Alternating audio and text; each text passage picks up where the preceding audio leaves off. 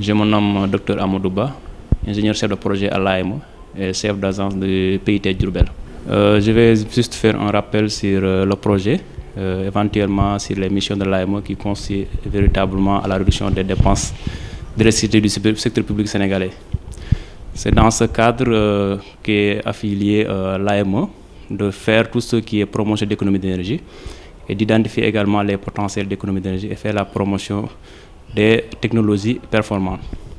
C'est dans ce siège que l'AME a mis en place un projet dénommé Programme d'amélioration des performances énergétiques des stades du Sénégal. De ce fait, le projet a démarré par des phases pilotes et des projets de maturation. Là, le projet a été maturé et financé et on a commencé à dérouler le projet qui avait ciblé 5 stades au niveau national, dont un stade Ely Manel Fall pour la région de Diourbel. De ce fait, il a été question de revoir tout ce qui est éclairage.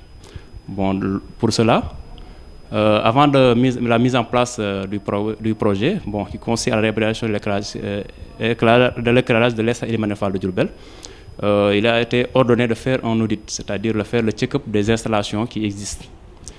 Le rapport d'audit a montré que sur la consommation d'énergie, l'éclairage occupait 87% de la facture, qui tournait autour de 15 millions par mois.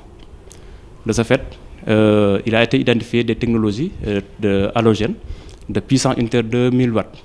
Et il y avait au nombre 64 projecteurs. Bon, et des mesures ont été faites pour voir sur la performance et aussi sur le niveau d'éclairement, qui n'était pas bon. Et de ce fait, là, il a été saisi la direction de l'AME, dirigée par M. Saher Diop, qui a, dans l'urgence, eu l'idée, à partir du programme, de faire bénéficier l'estade Ely Manel Fall de technologies éclairables pour plus performantes. De ce fait, le projet a été réalisé par nous-mêmes, après l'audit. Et il a été question aussi de faire la réhabilitation de l'éclairage par des technologies performantes, à savoir les technologies LED, où nous avons installé 32 projecteurs LED 840. De ce fait, on a un aperçu sur la réduction de la puissance. Et qui de réduction de la puissance contribue également à la réduction de la consommation énergétique. Et de ce fait, le projet, en dehors de l'éclairage de ces ampoules, il y a une technologie qui est derrière, ce qui a fait la facture qui élève à plus de 32 millions. Tout ce qui est éclairage, installation, mise de conformité. Le projet a été livré. J'étais là, c'est lors de la réception, accompagné de notre directeur technique, le directeur de stade et un représentant du ministère des Sports. Et on l'a livré en fin 2021. Et en même temps, nous avons évalué les économies que nous avons vu à réaliser en faisant une comparaison avec les technologies qui ont été installées avant et les technologies qui ont été installées après. Et en 2021, nous avons réalisé des économies en termes financiers de 15 millions sur la facture. De ce fait, donc, on a vu une réduction considérable. On a aussi fait des calculs d'économie pour l'année 2022. Le rapport n'est pas encore disponible, mais d'après nos calculs, on a obtenu des gains évalués à 10 millions. Déjà, en termes de réduction en termes de retour sur investissement, c'est les 32 millions qui étaient injectés, qui étaient issus du budget de l'État. On a repris tout ce qui est investi. Donc, le projet est rentable en l'espace de 2 ans. De ce fait, à partir de 2021, l'État commence à gagner des millions à partir de ces stades-là, à partir de ce projet-là. Mais il était question, au cours de ces jours précédents, nous avons reçu un communiqué du Ligue de football qui juge dire qu'ils iront financer le projet. Alors que sur le PV, nous n'avons rien en avis avec la Ligue, juste pour apporter des éclaircissements sur le projet et sur ce qui existe. Parce que sur le PV, il était mentionné que la Ligue a financé tout ce qui est l'éclairage. Et je pense que, par le biais de notre directeur de communication, très exigeant et très réactif, a sorti un communiqué pour démentir cela. Malgré que, comme je le dis à l'entrée de mes propos, nous n'avons rien en avis sur la Ligue, juste pour apporter des éclaircissements. Le projet a été bel et bien financé par l'AME. De ce fait, il a aussi question de faire la réhabilitation de tous les stades.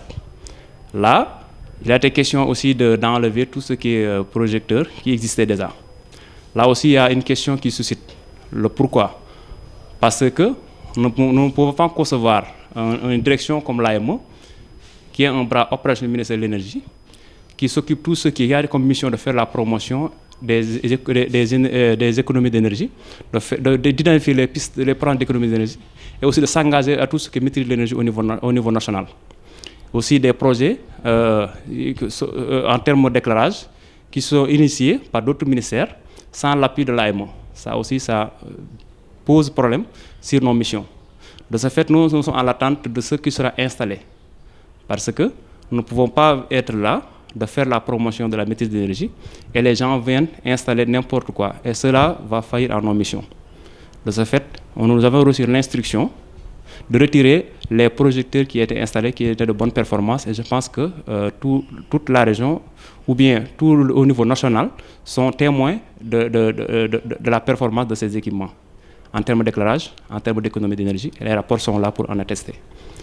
De ce fait, nous avons reçu aussi que c'est l'expertise chinoise. Nous n'avons rien à envier à l'expertise chinoise. Aujourd'hui, le Sénégal est à un niveau où nous n'avons rien à envier à l'expertise chinoise.